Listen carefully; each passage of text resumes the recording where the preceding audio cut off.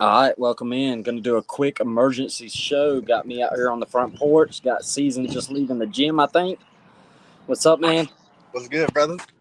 All right, let's get to it. Jared Curtis, the #1 quarterback in the country, was down to Oregon and Georgia. Commits to Georgia.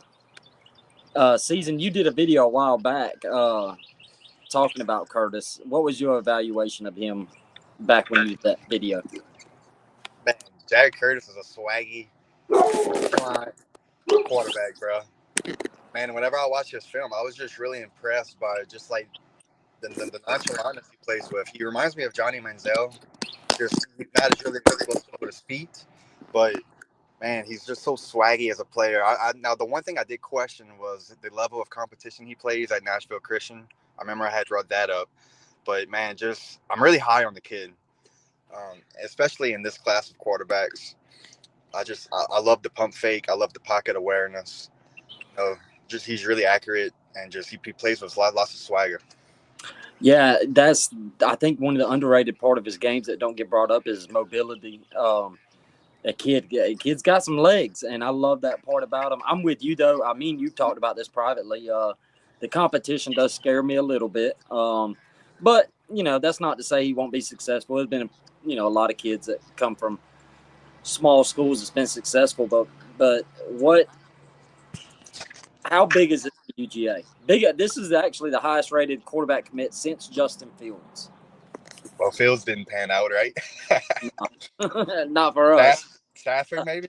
Since Stafford? Yeah, probably our biggest commitment since Stafford. Yeah. Who he's been compared to by some people. Yeah. No, I'm honestly just thinking about it. I was comparing him a little bit from what I have seen to Stafford. He's really good in the pocket.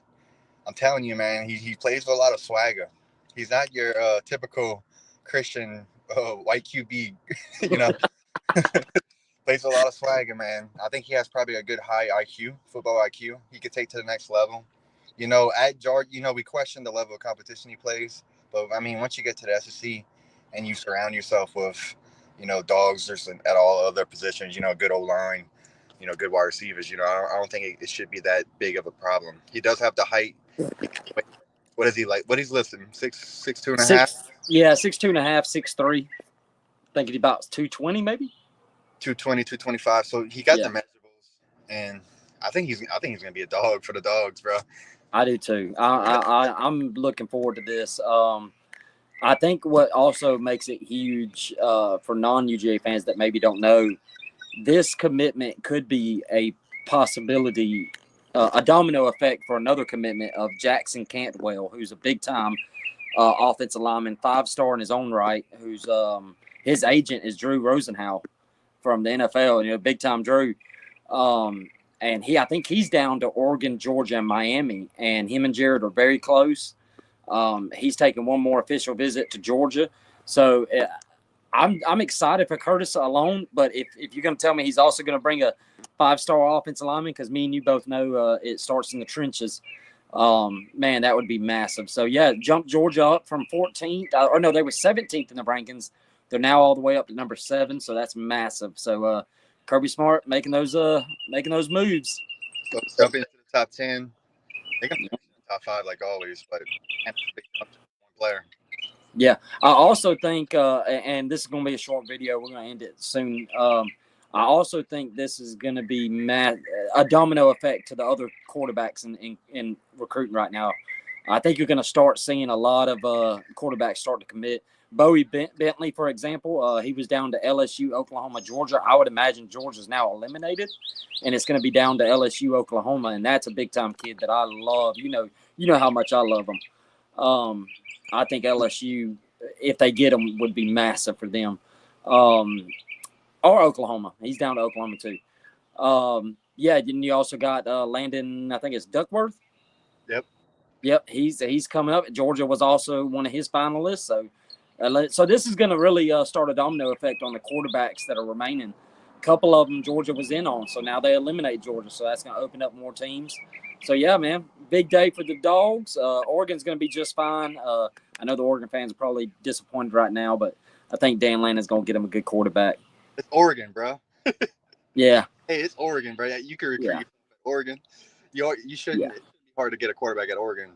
Nah, not with that NIL Nike money. Matter of fact, a crystal ball just got dropped for them. As soon as Curtis commit, a crystal ball just got dropped for them to land 5-star quarterback Ryder Lenz. I think that's his name.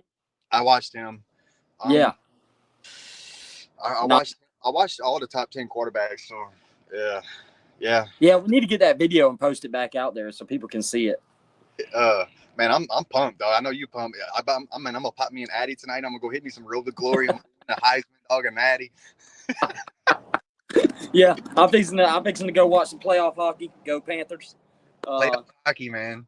Crazy. Yeah, got to get our boy Season to watch it and become a Panther fan. So. Man, I don't know, dog.